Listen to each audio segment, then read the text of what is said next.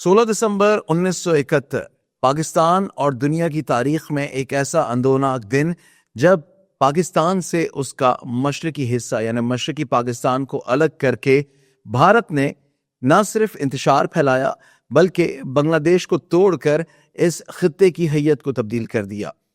یہ ایک دن کی کارروائی نہیں تھی، مکتی باہنی کی صورت میں ایک ایسی دہشت گردوں کی تحریک کو یہاں پر نافذ کیا گیا جس کے نتیجے میں بنگلہ دیش الگ ہوا۔ لیکن اس سے پہلے اور اس کے بعد کے مناظر کیا تھے، تاریخ کے ان جھروکوں پر نظر ڈالنے کے لیے یہ بہت ضروری ہے کہ ہمارے ساتھ کوئی ایسی شخصیت ضرور موجود ہوں کہ جن کا تعلق اسی مشرقی پاکستان یا پھر بنگلہ دیش سے ہو۔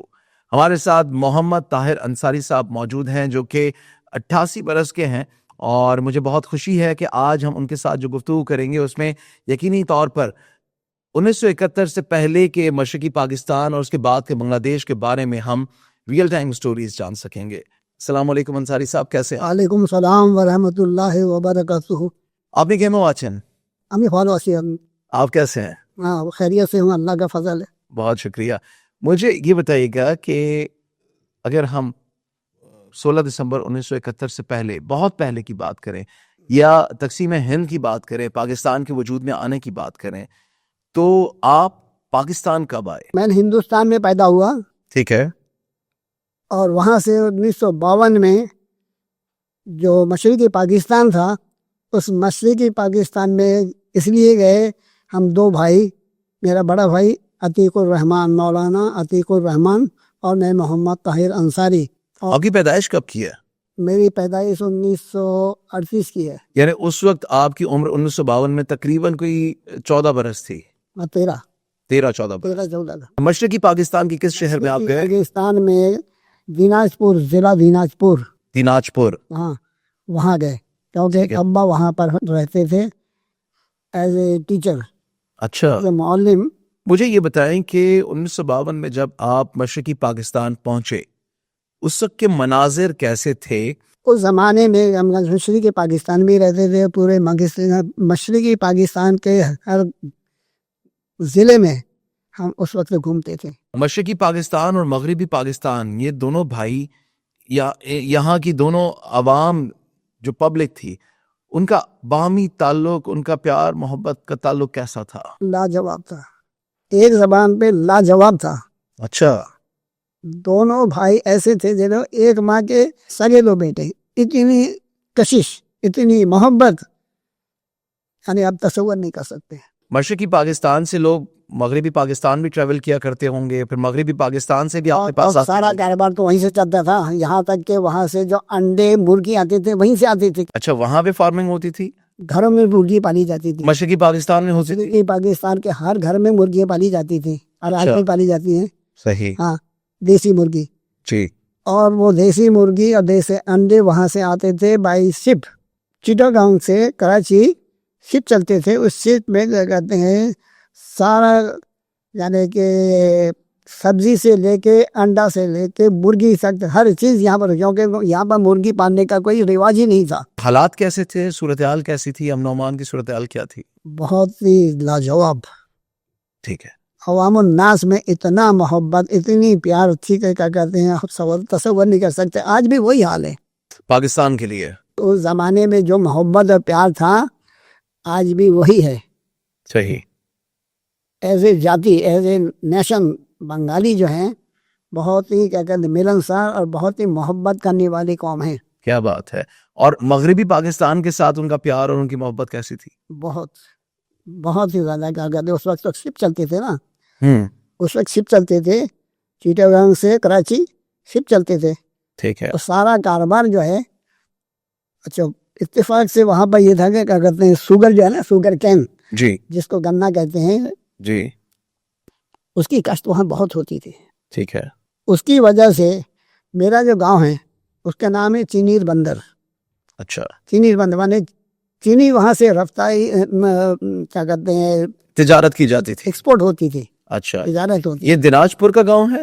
دیناجپور کا گاؤں ہے۔ اچھا، اس وقت کراچی کے مناظر کیا تھے مجھے بتائیں؟ اولڈ کراچی، بندر روڈ۔ اس زمانے کے وہ کیا کہتے ہیں، کراچی تو بہت ہی چھوٹا سا تھا۔ اچھا۔ بہت ہی چھوٹا تھا جو نیٹی جیٹی پل ہے، اور نیٹی جیٹی پل سے لے کے ٹاور تک، یعنی کہ کراچی اسی کے اندر تھا۔ آپ نے چونکہ بندرگاہ کا نام لیا تو ہمارے پاس تو قریبی بندرگاہ تو یہی تھی نا۔ بندرگاہ جو تھا، یہ بندرگاہ نیٹی جیٹی کی پل اس وقت نہیں تھی۔ نیٹی جیٹی پل کے پاس جو بلڈنگ ہے، جس کو نیشنل شپنگ کارپوریشن کی جی بلڈنگ کہا جاتا ہے، وہ اس زمانے بھی تھی اور آج بھی کھڑی ہوئی ہے۔ جی بالکل۔ ہاں، سارے شپ آگے اس کے پاس کھڑے ہوتے تھے۔ اچھا، تجارتی شپ جتنے بھی آتے تھے بنگلہ دیش چٹاگانگ سے، وہ اسی بلڈنگ کے پاس آ کے کھڑے ہوتے تھے۔ آپ کو کبھی موقع ملا اس کشتی میں، اس فیری میں سفر کرنے کا؟ ہاں، کیسا سفر تھا وہ؟ پاک انڈورینس کے نام سے ایک جہاز تھا یہاں پر، 1972-73 کی بات ہے، اس وقت میں چٹاگانگ گیا ہوا تھا۔ اچھا، یہاں پہ بنگالی پہاڑے بھی ہیں مختلف، منی بنگلہ دیش، منی ڈھاکہ، منی چٹاگانگ بھی ہے یہاں پہ؟ بہت ہے۔ کہاں کہاں پر ہے؟ سب سے زیادہ جو ہے وہ فیصل آباد میں ہے۔ اچھا فیصل آباد کی جو ساری فیکٹریاں جو ہیں وہ بنگالی چلاتے ہیں۔ اچھا اگر بنگالی کو وہاں سے ہٹا دیا جائے تو سارا فیصل آباد ٹھپ ہو جائے گا۔ اچھا، اور کراچی میں کن کن علاقوں میں ہے؟ کراچی میں تو پوری کراچی میں سب جگہ ہی ہے۔ آپ ہمیں کراچی کے اندر ہی موجود وہ جو بنگالی پہاڑے ہیں وہاں پہ آپ ہمیں لے جائیں گے، ان علاقوں محلہ میں لے جائیں گے آپ ہمیں؟ چلو آپ کہاں سے لے جائیں گے؟ سب سے بڑا تو محلہ جا کے یہ ہے موسیٰ کالونی، ساری بنگالی ہیں، 99% بنگالی ہیں، سب بفر زون ہیں۔ جی، بفر زون کے پاس ایک بنگالی پاڑا کہلاتا ہے، شفیق موڑ، گودرا، شفیق موڑ۔ شفیق موڑ، شفیق موڑ سے ایک راستہ اندر جا رہی ہے گودرا، ٹھیک ہے، ہاں وہ سارا بنگالی ہے۔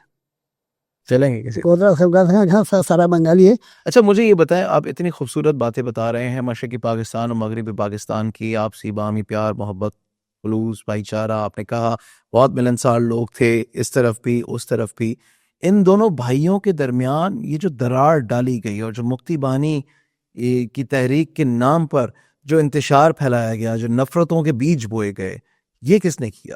یہ تاثرات پیدا کرنے کے پیچھے ہندوستان کا بہت بڑا ہاتھ ہے، صحیح، کیونکہ بنگلہ دیش کے عوام اور مغربی پاکستان کے عوام دونوں ایسے تھے جیسے کہ ایک ماں کے دو بیٹے، ٹھیک ہے، ان میں بڑی محبت تھی، کل بھی تھی آج بھی ہے۔ اس محبت کو وہ توڑنا چاہتے تھے کہ ہر حد میں ان کو جدا کر دیا جائے۔ اسی وجہ سے دلوں میں نفرت ڈالی گئی۔ نفرت ڈالنے کے پیچھے تو یہی سب سے بڑی کارروائی ہے۔ تو کتنی زیادہ غمگین تھی بنگلہ دیش کی عوام جب 1971 کے بعد دو لخت ہوئے، دو ٹکڑے ہو گئے؟ بہت بہت زیادہ۔ پاکستان اور پاکستانی فوج نے سرنڈر اس لیے کیا تاکہ مزید خون خرابہ نہ ہو اور مزید عوام یا بنگالیوں کی جو جان مال عزت آبرو ہے اس کے ساتھ جو کھلواڑ بھارت کی جانب سے کیا گیا وہ مزید نہ کیا جاتا۔ ایسا ہی اگر کیا کہتے ہیں، اچھا اس وقت پاکستان کی جو فوج ہے، جی 1 لاکھ فوج تھی وہاں پر، صحیح ہے، 1 لاکھ فوج تھی، اور عوام نہیں چاہتے تھے کہ یہ سرنڈر کرے۔ اچھا، بنگلہ دیشی عوام نہیں چاہتی تھی کہ یہ سرنڈر کرے، کیونکہ پوری عوام جو ہے پاکستان فوج کے پیچھے کھڑی ہوئی تھی۔ اب چونکہ ہم نے دیکھا کچھ ماہ پہلے بھی بنگلہ دیش میں جب انقلاب آیا اور جب وہاں پہ اسٹوڈنٹس نکل کر، طالب علم نکل کر سڑکوں پر آ گئے، انہوں نے احتجاج کیا حسینہ واجد اور ان کی حکومت کے خلاف، اور پھر ابھی کچھ ہی دنوں پہلے، تقریباً 2 ہفتے پہلے کی بات ہے کہ ان کو لائف امپریزنمنٹ اور سزائے موت کی بھی سزا ہوئی۔ بنگالی عوام ہمیشہ سے مجیب الرحمان کے خلاف یا ان کے اس فیصلے کے خلاف ہی رہے ہیں؟ اس کے پیچھے بھی ہندوستان کا ہاتھ تھا۔ مجیب الرحمان کے پیچھے ہندوستان کا ہاتھ تھا؟ پورے بنگالی قوم کے پیچھے ہندوستان کا ہاتھ یہ تھا کہ ان کے اندر جو ہے نفرتیں پھیلا دی جائیں کہ یہ مشرقی پاکستان مغربی پاکستان سے نفرت کرے، دور ہو جائے۔ ٹھیک ہے، یہ ایک پلاننگ تھی۔ مکتی باہنی ایک ذیلی ملٹری فورس تھی۔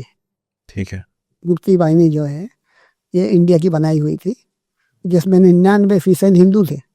اچھا، 99% ہندو تھے، ان کی ٹریننگ، ان کی طاقتیں، سارا کچھ جو انڈیا میں ہوا تھا۔ اب یہ جو احتجاج کی صورت میں انہوں نے بنگلہ دیش کی کایا ہی پلٹ دی اور انہوں نے بتایا کہ اب ہمیں کوئی انڈین ڈکٹیٹرشپ یا انڈین ڈکٹیشن نہیں چاہیے، اور بھارت کی جانب سے جو بتایا جاتا ہے کہ ہمیں کیا کرنا ہے اور کیا نہیں کرنا، یہ فیصلے یا یہ بھارت کی مداخلت اب ہم نہیں مانیں گے۔ تو آپ کو لگتا ہے کہ اب دوبارہ سے بنگالی نوجوان نسل اس کے اندر یہ سوچ پیدا ہو چکی ہے کہ اب بنگلہ دیش کے جو فیصلے ہوں گے وہ بنگالی عوام ہی کریں گے اور وہ حق کو مد نظر رکھتے ہوئے, سچ کو سامنے رکھتے ہوئے اپنی زندگی کے فیصلے کریں گے. یہی سوچ ہے, یہی سوچ ہے اس وقت پیدا ہوئی ہے جب اسٹوڈینٹس فیلڈ پہ اتر گئے. کس کے خلاف؟ حسینہ واجد کے خلاف. حسینہ واجد پرو انڈیا تھی, یعنی انڈین ہی تھی سمجھ لو. اور یہ جو عوام تھے, وہاں کے اسٹوڈینٹس جو تھے, اسٹوڈینٹس کے اندر ہندوستان کے خلاف اسی لیے نفرت ہوئی کہ ہندوستان میں اور بنگلہ دیش میں جو بارڈر ہے وہ تقریباً کیا کہتے ہیں 99% بارڈر جو ہے ہندوستان کا ہے. اچھا مجھے یہ بتائیں کہ جیسی محبت 71 سے پہلے تھی, آپ کو لگتا ہے کہ اب مشرقی پاکستان اور مغربی پاکستان, یوں کہیں کہ بنگلہ دیش اور پاکستان کے درمیان, عوام کے درمیان ویسا ہی بھائی چارہ, ویسی ہی محبت کا دوبارہ سے ایک سلسلہ شروع ہوا ہے؟